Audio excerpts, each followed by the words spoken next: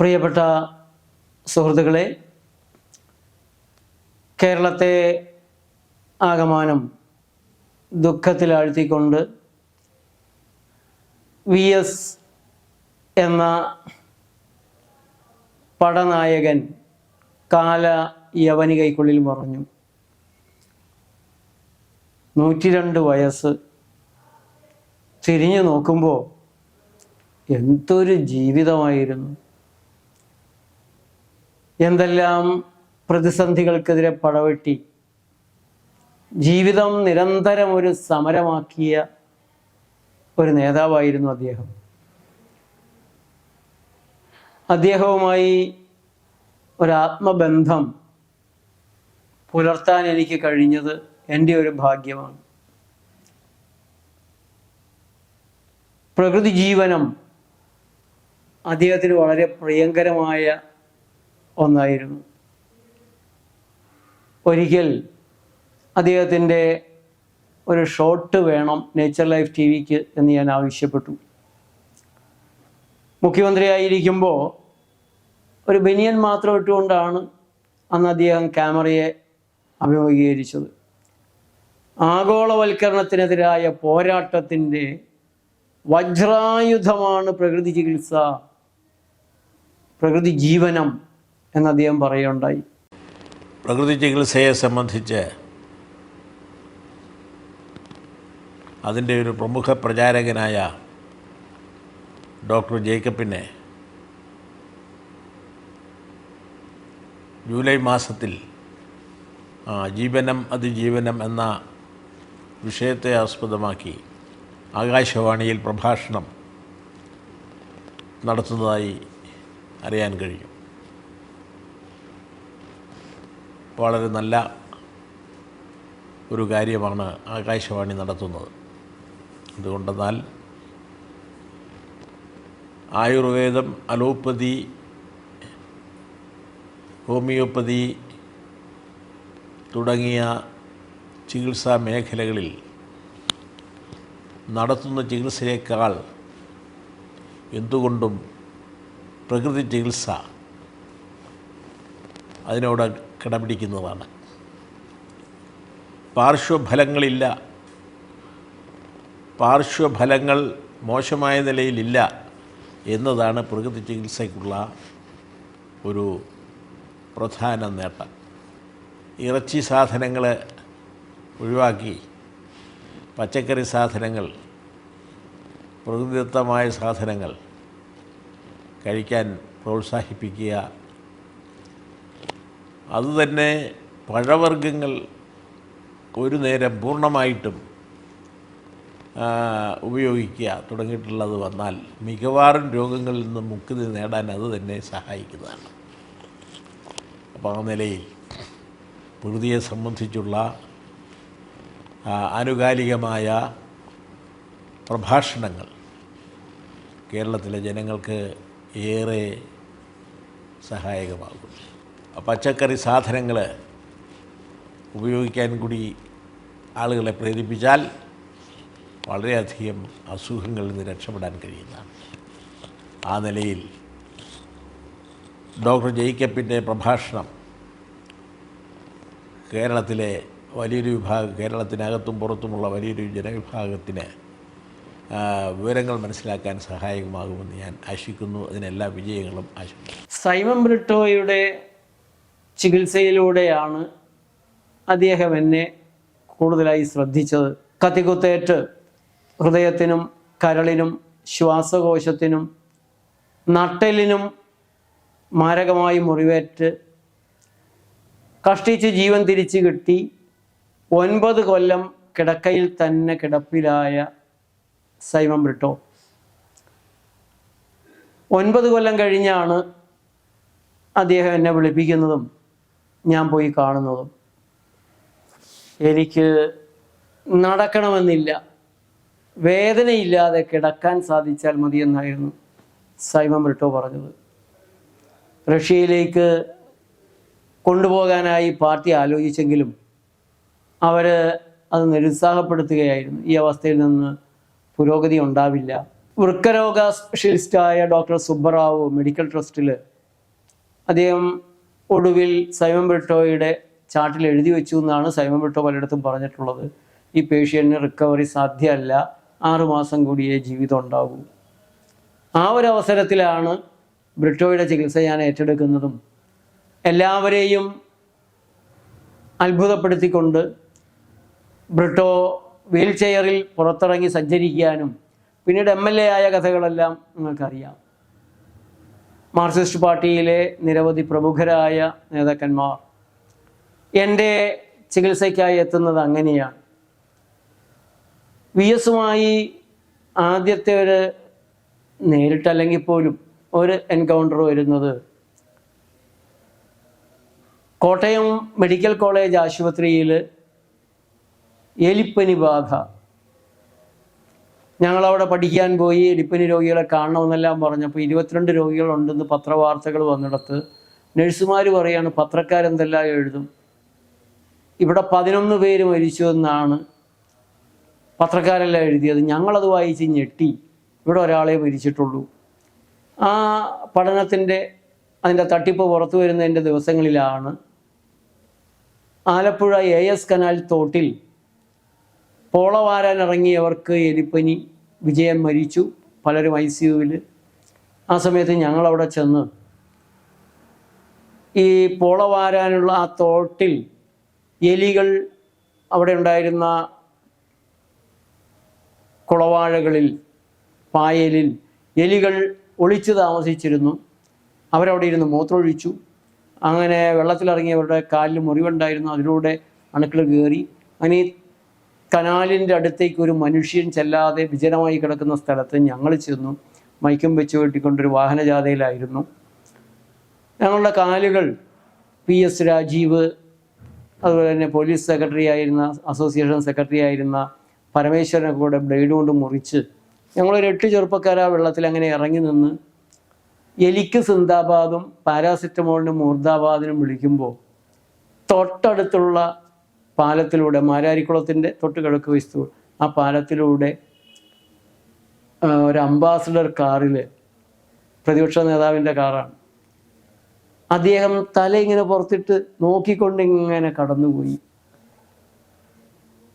അത് എന്നെ അദ്ദേഹത്തിന് തിരിച്ചറിയാവുന്ന ഒരു രംഗമൊന്നും ആയിരുന്നില്ല.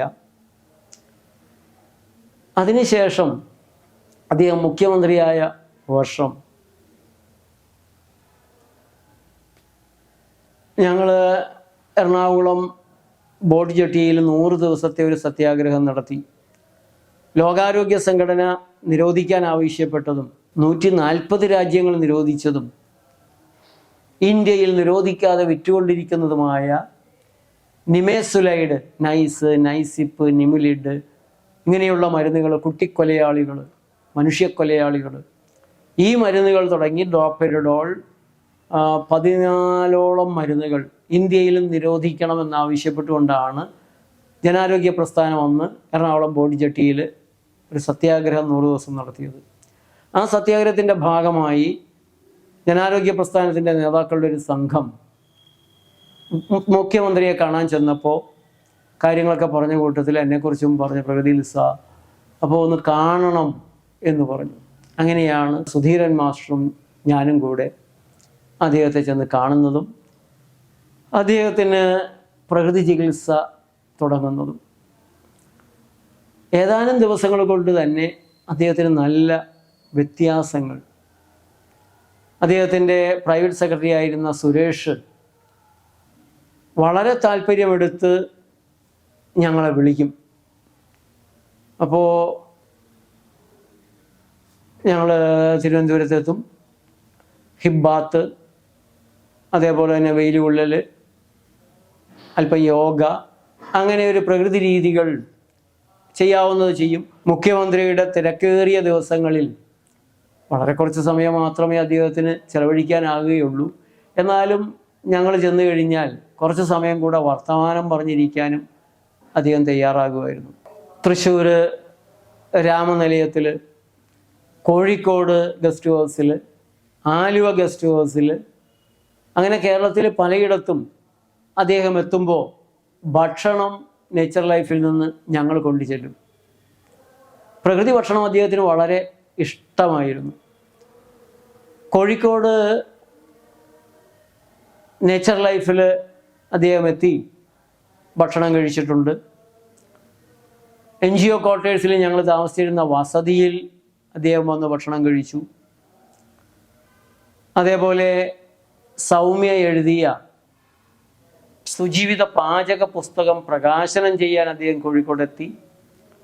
പ്രകൃതി ചികിത്സ അഖിലേന്ത്യാ സമ്മേളനം മണ്ണാർക്കാട് വെച്ച് നടക്കുമ്പോൾ അത് ഉദ്ഘാടനം ചെയ്യാൻ വന്നു. മണ്ണാർക്കാട്ടെ ഹോസ്പിറ്റൽ ഉദ്ഘാടനം ചെയ്തു.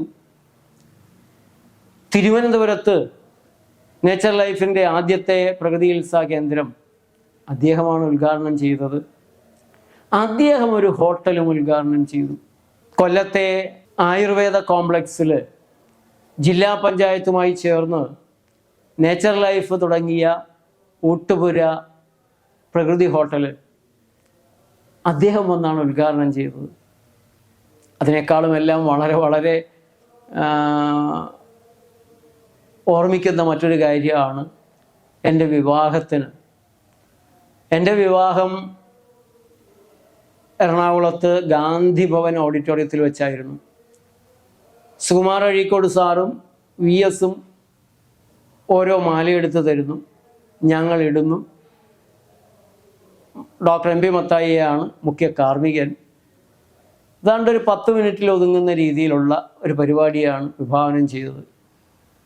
പക്ഷേ അന്നത്തെ ദിവസം ആ സമയത്ത് VS-ന് എത്താൻ പറ്റിയില്ല.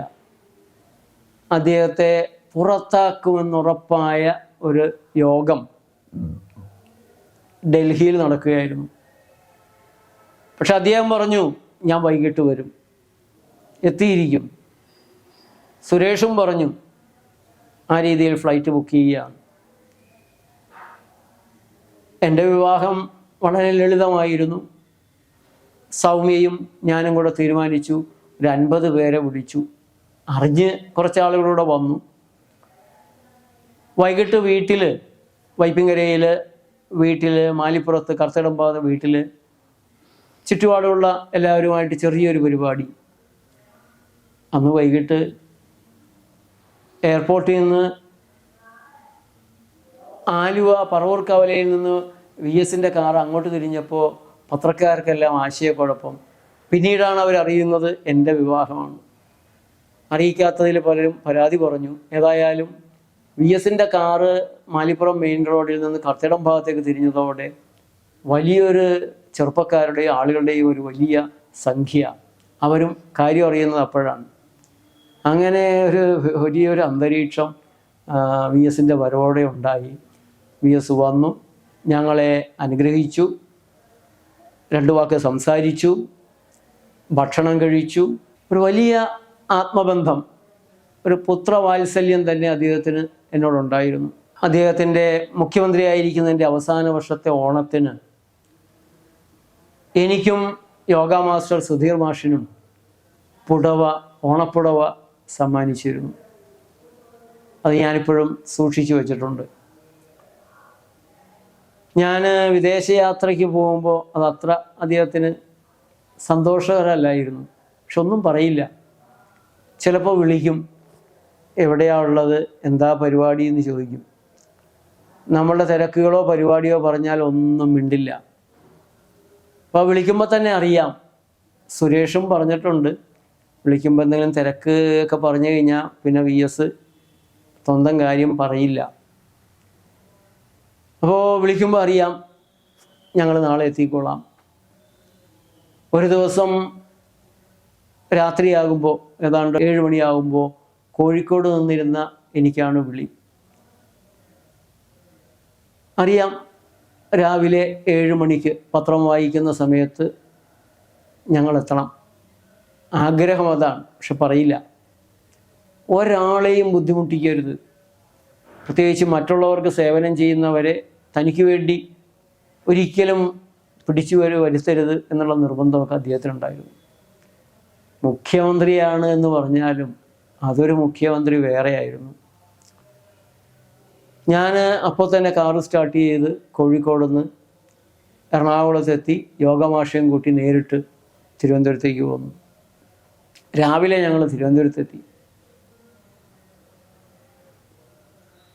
രാമനിലയത്തിലും ആലുവ ഗസ്റ്റ് ഹൗസിലും കോഴിക്കോട് ഗസ്റ്റ് ഹൗസിലുമൊക്കെ അദ്ദേഹം തങ്ങുമ്പോൾ രാവിലെ എത്തും. അദ്ദേഹത്തോടൊപ്പം ഒരു നടപ്പുണ്ട്. നിരവധി കാര്യങ്ങൾ, പഴയ കഥകൾ, പ്രകൃതി ജീവനത്തിൻ്റെ കാര്യങ്ങൾ, ഗാന്ധി മാർഗം, ഇതെല്ലാം സംഭാഷണ വിഷയമാകും. എനിക്ക് ഇപ്പോൾ തുറന്നു പറയാൻ പറ്റാത്ത പല കാര്യങ്ങളും അക്കാലത്തെ ഭരണത്തിൻ്റെ ആ സമയത്ത് VVS അനുഭവിച്ചിരുന്ന ധർമ്മസങ്കടങ്ങളുടെ, എതിർപ്പുകളുടെ കാര്യങ്ങളെല്ലാം വരും. ഒരു വിദേശയാത്ര അദ്ദേഹത്തെ അറിയിച്ചപ്പോൾ, ഇങ്ങനെ പുറത്തു പോകണ്ട, ഇവിടെ നിൽക്ക്, നമ്മുടെ നാട്ടുകാർക്ക് വലിയ ആവശ്യമല്ലേ ഉള്ളത്, ഇവിടെയല്ലേ കൂടുതൽ ആവശ്യക്കാരുള്ളത് എന്ന് പറഞ്ഞു. അതോടെയാണ് എൻ്റെ വിദേശ യാത്രകൾ ഞാൻ ചുരുക്കിയതും അവസാനിപ്പിച്ചതും. വിയറ്റ്നാമിൽ നേച്ചർ ലൈഫിൻ്റെ ഹോസ്പിറ്റൽ തുടങ്ങുന്നത് പറഞ്ഞു. ഹോജിമിനെക്കുറിച്ച് സംസാരിച്ചു. അപ്രാവശ്യം പോയി വന്ന ഞാൻ ഹോജിമിൻ്റെ വസതിയിൽ പോയതും അവിടെ കണ്ട കാര്യങ്ങളും, അദ്ദേഹത്തിൻ്റെ പിതാവ് ഒരു നെയ്ത്തുകാരനായിരുന്നു. ഹോജിമിൻ വിയറ്റ്നാമിൻ്റെ ഭരണാധികാരി ആയിരിക്കുമ്പോഴും ദിവസവും കൈക്കോട്ടെടുത്ത് കൃഷിപ്പണി ചെയ്യുമായിരുന്നു. ഹോജിമിൻ്റെ വസതി ഒരു വലിയ പ്രദർശന നഗരിയായിട്ട് സൂക്ഷിക്കുകയാണ്. അവിടെ നിന്നെടുത്ത ഫോട്ടോയെല്ലാം ഞാൻ കൊണ്ടുവന്ന് കാണിച്ചു. കംബോഡിയയിൽ ക്യാമ്പിന് പോയി വരുമ്പോൾ പോൾപോട്ടിൻ്റെ ക്രൂരതകൾ ഞാൻ പറഞ്ഞു. ശ്രദ്ധിച്ചിരുന്ന് കേട്ടു.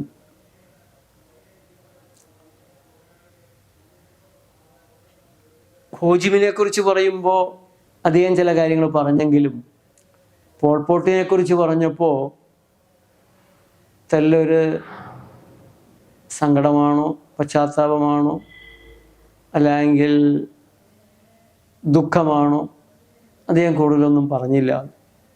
കേരള രാഷ്ട്രീയത്തിൻ്റെ വഴി തിരിച്ചുവിട്ട ചില തീരുമാനങ്ങളിൽ, അല്ലെങ്കിൽ അദ്ദേഹം നേരിട്ട പ്രതിസന്ധികളിൽ കൂടെ നിൽക്കാൻ കൂടെ അന്ന് കഴിഞ്ഞിരുന്നു. ഏതായാലും ശൈലജ ടീച്ചർ എന്നെ പിടിച്ച് ജയിലിലിട്ടു. എന്നെ പിടിച്ച് ജയിലിലിട്ടത് ശരിയായില്ല എന്ന് പാർട്ടിയുടെ നയത്തിനെതിരായി, ഭരണത്തിനെതിരായി ആ ഭാഗത്തു നിന്ന് ഒരേ ഒരു ശബ്ദമാണ് വന്നത്. അത് VS അച്യുതാനന്ദൻ്റെതായിരുന്നു. അത് വലിയ കോളിളക്കവും ഉണ്ടാക്കി. മാർക്സിസ്റ്റ് പാർട്ടിയുടെ ഒരു രീതിയിൽ അങ്ങനെ പറയാൻ പാടില്ലാത്തതാണ്, പറയില്ല. പക്ഷെ അദ്ദേഹം അത് പറഞ്ഞു. എന്നെ അറസ്റ്റ് ചെയ്ത് ജയിലിലിട്ടത് ശരിയായില്ല, പറഞ്ഞതിൽ തെറ്റുണ്ടെങ്കിൽ കേസെടുക്കാമായിരുന്നു എന്ന് തന്നെ പറഞ്ഞു. VS അച്യുതാനന്ദന് ഞാൻ ചികിത്സ ചെയ്യുന്നു, അല്ലെങ്കിൽ അദ്ദേഹത്തിൻ്റെ പ്രകൃതി ഡോക്ടറാണ് ഞാൻ എന്നുള്ളത് കുറേ പേരുടെ അസ്വസ്ഥതകൾക്ക് കാരണമായി. പലരും ഒളിഞ്ഞും തെളിഞ്ഞും എതിർപ്പുകളൊക്കെ ഉയർത്തിയിരുന്നു. പക്ഷേ അദ്ദേഹം അതിനെയൊന്നും വകവച്ചില്ല. സെക്രട്ടറി ആയിരുന്ന സുരേഷ് ആണെങ്കിൽ ഞങ്ങൾ ചെല്ലുകയും യോഗ നൽകുകയും ഹിബാത്ത് അങ്ങനെയുള്ള രീതികൾ ചെയ്യുകയും ചെയ്യുന്ന സമയത്ത് അദ്ദേഹത്തിന് നല്ല മാറ്റമുണ്ട്, കുറച്ചുകൂടെ ഉന്മേഷവാനാണ് എന്നുള്ളത് തിരിച്ചറിഞ്ഞ് തന്നെ ഞങ്ങൾ ഇടയ്ക്കിടയ്ക്ക് വിളിക്കുമായിരുന്നു. പ്രകൃതി, പച്ചക്കറികൾ, എള്ള്, അതുപോലെ അദ്ദേഹത്തിൻ്റെ ആരോഗ്യത്തിന് വേണ്ട സാധനങ്ങൾ പലപ്പോഴും ഞാൻ കൊണ്ടുചെല്ലാറുണ്ട്. അതല്ല എങ്കിൽ അദ്ദേഹത്തിൻ്റെ കുടുംബം അവിടെ തന്നെ കൃഷി ചെയ്ത് രാസവളവും കീടനാശിനിയും ഇല്ലാത്ത പച്ചക്കറികൾ ഉൽപ്പാദിപ്പിക്കുന്നത് കാണാൻ കഴിഞ്ഞു. അതേപോലെ നിരവധി സഖാക്കൾ അദ്ദേഹത്തിന് വേണ്ടി രാസവളവും കീടനാശിനിയും ഇല്ലാത്ത പച്ചക്കറികൾ എത്തിക്കാൻ തുടങ്ങി. അത് തുടങ്ങുന്നതിന് ഒരു നിമിത്തവും കൂടി ഉണ്ടായി. മലയാള മനോരമയുടെ ആരോഗ്യം മാസിക, അത് അനിൽ മംഗലത്തായിരുന്നു ആ സമയത്ത് അതിൻ്റെ പത്രാധിപർ. അനിൽ ഒരു ദിവസം ആവശ്യപ്പെട്ടു പ്രകൃതി ചികിത്സ ചെയ്യുന്ന VS കുറിച്ച്. അങ്ങനെ അദ്ദേഹം അതിനൊരു ഇൻ്റർവ്യൂ തയ്യാറായി. അദ്ദേഹം ഞാൻ നിൽക്കുന്നത്, അദ്ദേഹത്തിൻ്റെ പൾസ് നോക്കുന്നതൊക്കെയായിട്ടുള്ള ഫോട്ടോ സഹിതം ലേഖനം മനോരമ ആരോഗ്യം ചെയ്തു. അതോടുകൂടിയാണ് VS പ്രകൃതി ചികിത്സ ചെയ്യുന്നു എന്നുള്ളത് കൂടുതൽ ആളുകൾ അറിഞ്ഞതും പല ഭാഗത്തുനിന്നും അദ്ദേഹത്തിന് പ്രകൃതി രീതിയിലുള്ള പച്ചക്കറികളും പഴങ്ങളും അരിയുമെല്ലാം എത്താൻ തുടങ്ങിയതും. അവസാന നാളുകളിൽ അദ്ദേഹത്തിൻ്റെ പേര് പറയാതെ ഞാനൊരു വീഡിയോ ചെയ്തത് നിങ്ങൾക്കെല്ലാവർക്കും അറിയാമല്ലോ. എന്തിനാണ് അദ്ദേഹത്തെ ഇങ്ങനെയിട്ട് നരകിപ്പിച്ചത്? എന്ത് ക്രൂരതയാണ് ഈ ഡോക്ടർമാരോട് അദ്ദേഹം ചെയ്തതെന്ന് ഞാൻ ചോദിക്കുകയുണ്ടായി. ഏറെയുണ്ട് ഇനിയും പറയാൻ, ഏറെ കാര്യങ്ങളുണ്ട്. മറ്റൊരവസരത്തിൽ കുറച്ചുകൂടെ പറയാം. കേരളം കണ്ടിട്ടുള്ളതിൽ വെച്ച് ഏറ്റവും കരുത്തനായ പോരാളിയുടെ അന്ത്യയാത്ര നടക്കുമ്പോൾ, മൂകമായി നമ്മളോട് വിട ചൊല്ലുമ്പോൾ, പോരാട്ടത്തിൻ്റെ ധീരതയുടെ, തൻ്റെ ബോധ്യത്തിൽ അതിൽ ഉറച്ചു നിന്നുള്ള, പതറാതെ നിന്നുള്ള ആ മുന്നേറ്റത്തിൻ്റെ മുന്നിൽ നേച്ചർ ലൈഫിൻ്റെയും ജനാരോഗ്യ പ്രസ്ഥാനത്തിൻ്റെയും നിങ്ങൾ ഓരോരുത്തരുടെയും എൻ്റെയും നമോവാകങ്ങൾ. നന്ദി, നമസ്കാരം.